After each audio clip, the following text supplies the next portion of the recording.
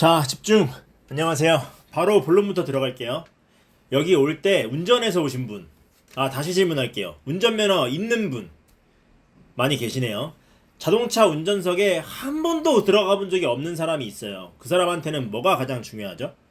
엑셀이 무슨 역할을 하는지, 브레이크를 밟으면 서는지 가는지, 엑셀이 왼쪽인지 오른쪽인지, 이 빨간불, 초록불은 뭘 뜻하는지, 이렇게 기본적인 걸 배우고 슬금슬금 한 달 정도 운전을 하다 보면 이제 기본은 지키면서 슬슬 자기 스타일로 운전을 하죠. 이게 뭔 소리냐? 경매에도 기초라는 게 있습니다. 저랑 기초를 탄탄히 하시고 그거를 응용해 가면서 스스로 경매를 할 수 있도록 하는 게 저의 강사로서의 목표입니다. 빨간불에 엑셀 밟아요, 브레이크 밟아요? 그럼 주황불 때는요? 제 맘대로죠. 시세 1억짜리 부동산에 보증금 1억에 세를 들어 사는 사람이 있어요. 이게 브레이크예요, 엑셀이에요? 모르죠? 저 사람한테 내가 돈을 줘야 되는지 안 줘도 되는지 모르잖아요. 선순위냐 후순위냐, 빨간불이냐 초록불이냐 주황불이냐, 저랑은 그런 기초적인 걸 배울 거예요. 우선 경매를 하려면 경매에 쓰이는 기본 용어 몇 가지를 먼저 훑고 갈 건데, 경매지 보는 법부터 바로 들어가겠습니다. 자, 이게 경매지인데요. 여기서 보고 싶은 거 이렇게 체크해서 볼 수 있지만 오늘은 바로 검색하기 눌러서 아무거나 들어갑니다. 자, 경매 물건 하나가 보이죠? 여기서 저 맨 위에 2021 타경 2527 괄호 열고 9라고 써 있어요. 이걸 경매 사건 번호라고 하는데 2021은 경매 사건이 접수된 연도를 뜻해요. 이 사건 번호가 법원마다 겹치거든요. 수원에도 이런 똑같은 번호가 있을 수 있고 대구에도 이게 똑같은 게 있을 수 있어요. 그래서 앞으로 여러분들이 동료분들이나 저 또는 다른 강사진한테 이제 경매 물건에 대해서 얘기를 할 때는 사건 번호랑 어디 법원인지 또는 그 지역이 어딘지 같이 말해주시면 좋습니다. 맨 끝에 괄호 열고 9라고 써있는 거는 딱 봐도 앞에 1부터 8까지가 있겠구나 생각이 들죠. 이게 뭐냐면 한 경매 사건에 채권자가 받아야 가야 될 돈이 부동산 적어도 9개는 합쳐져야 받아갈 수 있는 금액이구나. 예를 들어서 10억을 빌렸는데 1억짜리 부동산 10개가 나올 수 있잖아요. 그렇게 한 사건에 나온 여러 물건 중에 하나구나 아시면 됩니다. 자, 경매에는 두 가지 종류가 있어요. 여기 경매 구분 보면 임의경매라고 있죠.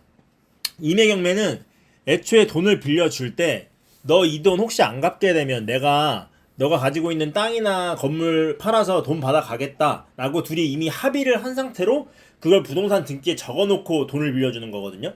그래서 돈을 안 갚으면 그 근저당, 그러니까 돈을 빌려준 근저당을, 등기에 있는 근저당을 근거로 바로 경매에 넣을 수가 있어요. 보통 은행이 돈을 빌려줄 때 이렇게 하죠. 근데 강제경매는 그런 거 없이 돈을 빌려준 거야. 보통 개인들끼리 친구한테 이런 거 이렇게 거래하잖아요. 해봐야 차용증 이런 거 쓰겠죠. 그래서 돈을 안 갚으면 법원에 소송부터 해야 돼요. 소송을 해서 이겨서 판결문을 받고 그 판결문으로 채무자의 자산을 경매에서 돈으로 바꿔서 저 주세요 이렇게 신청하는 거예요. 그래서 임의경매는 근저당, 저당 이런 게 경매를 넣는 근거라서 나중에 근저당이나 저당이 잘못된 거였다, 적법하지 않았다 하면은 경매로 낙찰받은 사람의 소유권이 무효가 되는데, 강제경매는 이제 판결문 자체 그 자체가 근거기 때문에 소유권이 인정이 됩니다. 그 다음에 이제 소유자, 채무자, 채권자 이런 단어들이 있는데, 소유자는 물건을 가지고 있는 사람이죠. 소유하고 있는 사람일 거고, 채무자, 채권자 이걸 헷갈려 하시는 분들이 좀 있어요. 채로 시작해서 이제 자로 끝나니까 좀 헷갈려 하시는 분들이 계신데, 근데 이건 쉬우니까 동영상 하나로 보여드리고 끝낼게요. 이 동영상을 하나 보시면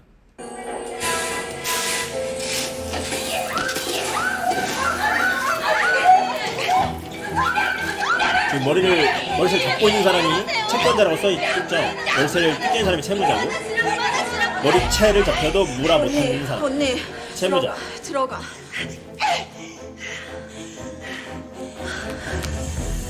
얼음물 드려요? 뭐라고? 얼음물 드려요? 이런 제발 이렇게 끝나는데 이해가 되셨어요? 채권자는 채권을 그 권리를 가지고 있는 사람이고, 채무자는 돈을 갚아야 되는 의무가 있는 사람이에요. 그러니까 머리채를 잡혀도 무라 못하는 사람이 채무자입니다. 이해되셨죠? 자, 다음은 감정가. 감정가는 시세가 아니죠. 일단 시세라는 뜻이 그 당시의 가격이라는 뜻이거든요. 근데 감정을 하고 경매에 나오는 데까지 아무리 빨라도 6개월입니다. 보통 1년 정도 걸리는데 시세라는 건 오늘 가격이고 감정가를 시세라고 해도 이미 6개월에서 1년 전 시세잖아요. 그러니까 감정가는 참고는 하되 시세라고 생각하는 순간 남들보다 도태된 경매를 하게 된다. 저만 이렇게 생각하는 게 아니라 감정평가사도 그렇게 얘기를 해요. 영상 보여드릴게요. 여기 보시면 이야기 나눠보도록 하겠습니다. 여기 조금 더 추가해서 말씀드리면 경매평가액은요 시세가 아닙니다. 들으셨죠? 감정평가, 이 경매평가의 감정평가 금액은 시세가 아니라고 합니다. 그리고 심지어 감정평가사한테 웃돈을 주고 평가액을 부풀린 사기도 있었으니까 이거는 참고해서 알아두세요. 그러니까 중요한 건 감정가랑 시세는 다른 거다. 그렇게 생각하면 도태된다. 자, 이제 임차인을 볼 건데요. 임차인은 이것도 채무자 채권자랑 마찬가지로 앞에 임으로 시작해서 인으로 끝나니까 헷갈려 하시는 분들이 계세요. 가볍게 정리를 해드리겠습니다. 임차인은 월세나 전세를 보증금을 내고 사는 사람이죠. 월세랑 전세를 내려면 어떻게 해야 되죠? 열심히 일을 해야 돼요. 어떻게 열심히 임차 이렇게 열심히 해서 돈을 벌어서 세를 내야 된단 말이죠. 이거 비하하는 거 아닙니다. 이해를 쉽게 하려고 말장난하는 거예요. 임차 이렇게 일을 해서 임차인은 월세랑 뭐 전세나 이런 보증금을 내야 된다. 우리는 임차인이랑 임대인 중에 뭘 하려고 여기 앉아있죠? 네, 그렇죠. 임대인입니다. 임대인이죠. 자, 다음은 여기 아래 보면 유찰이라고 있어요. 유찰. 간단하게 경매가 나왔는데 아무도 낙찰받아가지 않아서 가격이 떨어진 거라고 아시면 돼요. 이게 각 지역마다 20%에서 30% 정도 떨어지는데 외우실 필요는 없습니다. 법원에서 알아서 계산을 해서 나오니까요. 그냥 이런 식으로 다 다르다 이렇게만 알고 계시면 되고,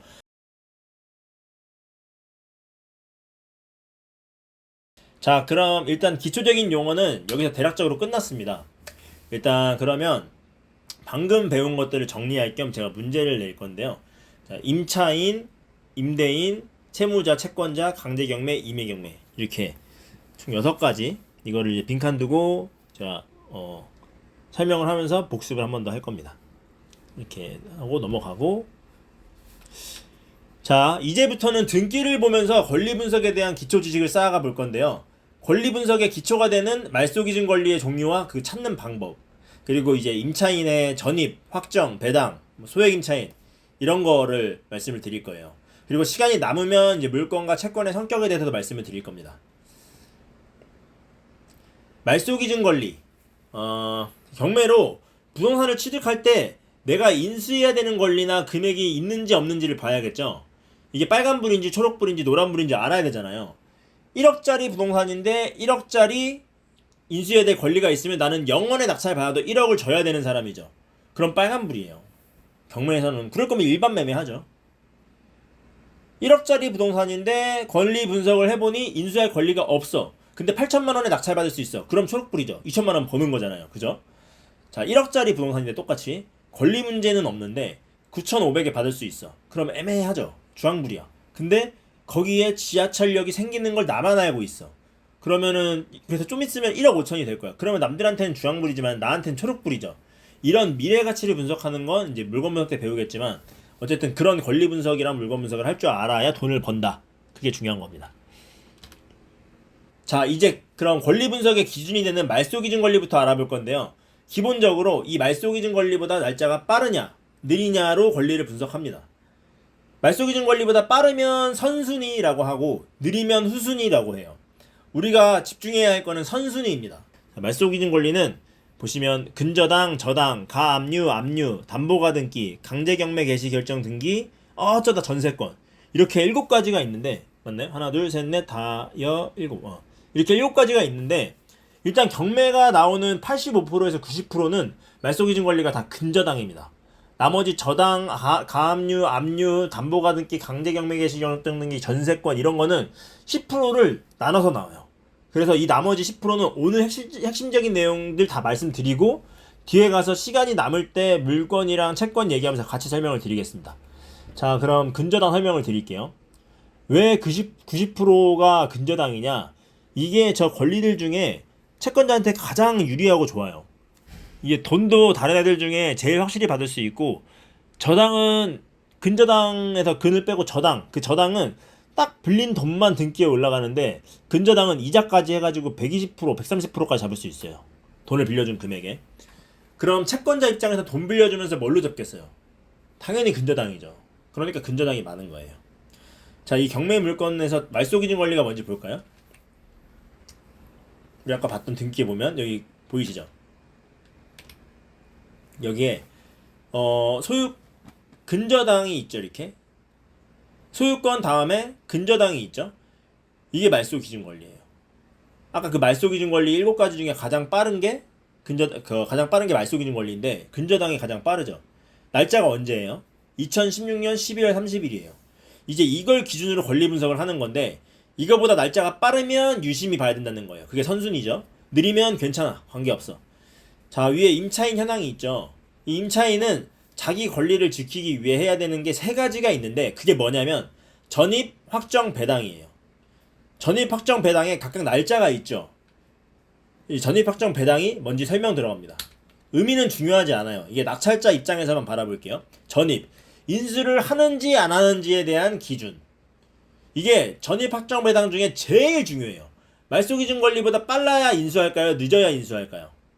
그렇죠. 당연히 빨라야죠. 은행 입장에서는 이 부동산을 담보로 돈을 빌려주려고 하는데, 나보다 먼저 전입된 임차인이 있으면 자기가 돈을 더 늦게 받는다는 걸 알고 빌려주는 거예요. 거꾸로 임차인도 등기를 받는데 나보다 먼저 근저당이 등기에 올라가 있으면 경매에 들어가면 내가 돈을 더 늦게 받는구나를 알고 가야 되는 거고요.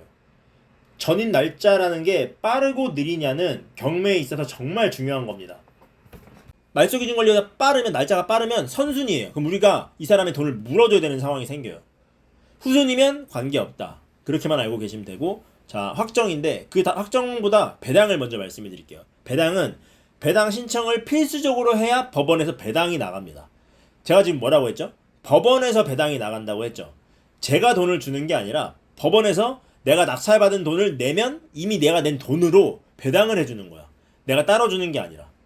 내가 따로 주는 건 인수예요. 따로 더 줘야 되는 건 인수고, 법원이 주는 거는 배당입니다. 법원에서 나눠주는 돈을 받겠다 안 받겠다를 신청하는 게 배당. 배당 신청을 꼭 해야 배당이 나갑니다. 이거 기억하세요. 자, 다음 확정. 임대차 계약을 하면 계약서를 가지고 주민센터에 가는데, 그때 전입신고를 하잖아요. 그때 확정일자도 같이 받게 되는데, 그 확정일자로 배당의 순서가 정해진다. 임차인의 확정일자가 9월 1일인데 말소기준 권리는 8월 31일이야. 그러면은 배당을 하는 법원의 입장에서는 누가 더 빨라요? 확정일자가 9월 1일이고 말소기준 권리는 8월 30일이야. 그러면은 임차인의 확정일자가 더 느리잖아요. 말소기준 권리 더 빠르잖아. 8월 30일이니까. 그럼 말소기준 권리 배당을 먼저 해주고 그 다음에 임차인을 해주는 거예요.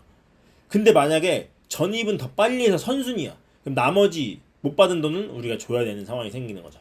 여기까지는 이해됐어요? 이거 이해 안 돼도 돼요. 지금까지는 이해가 좀 안 돼도 돼요. 앞으로 계속 할 거예요. 그냥 믿고 따라오세요. 자, 다시 전입으로 돌아와서 가운데 근저당이 있어요. 1월 2일보다 빠르게 1월 1일에 전입신고를 한 임차인이 웃고 있네요. 그죠? 이분이 바로 선순위 임차인입니다.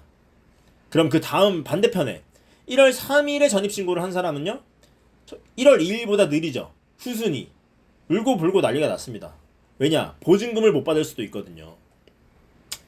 자, 그럼 저 선순위 임차인이 들고 있는 계약서를 쭉 확대해서 볼까요? 뭐라고 써있나요? 확정일자 써있죠. 아까 확정일자가 뭐라고 했죠?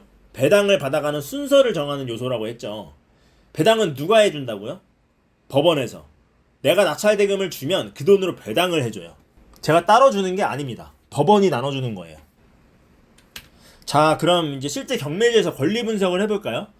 말소기준 권리가 언제라고요? 2016년 12월 30일. 임차인은 전입이 언제예요? 2016년 8월 3일이라고 써있네요. 확정도 그날 바로 받았네요. 배당 신청도 했어요. 배당에서 중요한 게 배당 신청을 하는데 어떤 날짜 안에 해야 돼요. 안 그러면 배당 신청이 안 받아들여져요. 근데 신청을 하긴 하면 날짜가 찍히긴 합니다. 만약에 여기 보시면 배당 요구 종기 있죠. 2021년 8월 2일까지 배당 신청을 해야 배당을 받아갈 수 있어요. 근데 이 사람은 2021년 4월 15일 날 배당 신청을 했죠. 그러니까 받아가는 거예요. 맞게 한 거예요. 근데 만약에 2021년 8월 2일이 요거 종기일인데 8월 3일에 했어. 아니 뭐 9월에 했어. 그래도 여기에 찍히긴 찍혀요. 근데 배당은 못 받지. 그러니까 그런 것도 우리 입찰하기 전에 우리는 봐야 된다. 자, 근데 여기서 중요한 건 전입이 2016년 8월 3일이에요.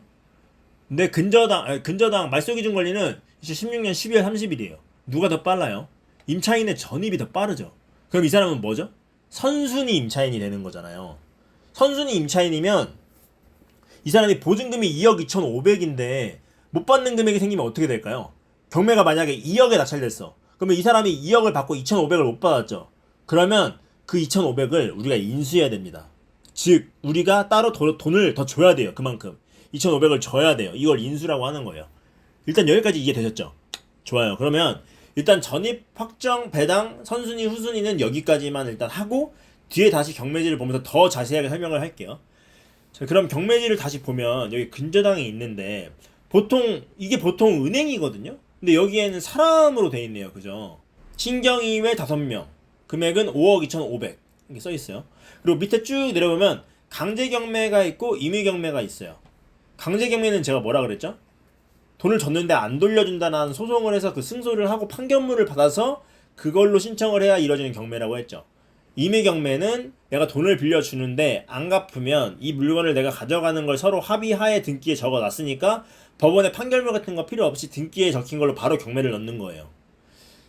임의경매를 보면 김동주 외 5명이라고 써있죠. 근데 근저당에는 신경이 외 5명. 등기를 한번 볼까요? 이 등기를 보면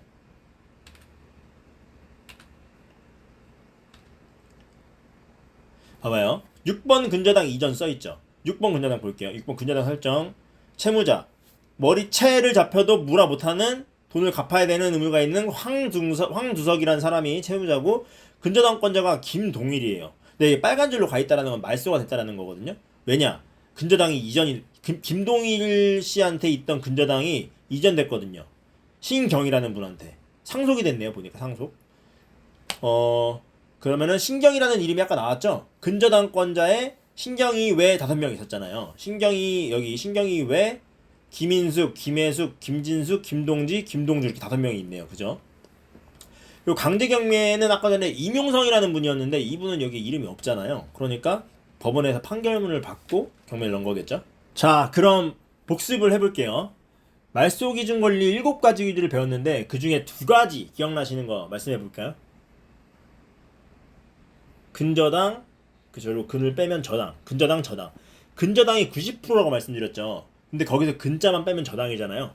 일단 7가지 중에 이 2가지만 먼저 외우라고 이 2가지만 집중해서 언급을 하는 거예요. 나머지는 제가 계속 말씀을 드릴 겁니다. 뒤에 가서. 임차인의 권리를 지키기 위한 3가지. 전입, 확정, 배당. 그렇죠. 근데 저 3가지 중에 임차인의 뭐가 말소기준 권리보다 빠르면 선순위죠? 전입. 그렇죠. 전입이 제일 중요해요. 선순위를 저희가 주의해야 되기 때문에 전입이 빠른지를 봐야 돼요. 자, 선순위 임차인이 못 받은 금액이 있으면 낙찰자가 인수를 해야 되죠. 자, 그리고 다음 부동산 등기에 올라가 있는 권리, 그러니까 저당, 근저당 이런 걸로 경매를 넣으면 무슨 경매예요? 임의경매. 그렇죠. 그리고 판결문을 따로 받아서 경매를 넣으면 강제경매. 임의경매는 이제 등기에 올라가 있는 근저당 같은 권리로 경매를 넣는데 만약에 그 근저당이 무효가 되면 낙찰자의 소유권도 무효가 된다고 말씀드렸죠. 그리고 하지만 강제경매는 경매의 근거가 판결문이기 때문에 소유권이 유지가 됩니다. 사실 뭐 그냥 경매명 경매지 뭐 이걸 왜 가르쳐 주냐? 나중에 여러분들이 법정지상권이란 걸 배우시게 되는데 그때 그 법정지상권을 이해하는데 바탕이 되는 지식이 될 겁니다. 이게 아시겠죠? 이제 여기서 마무리하고 그 다음 이제 경매지를 보면서 조금 더 깊게 들어가겠습니다.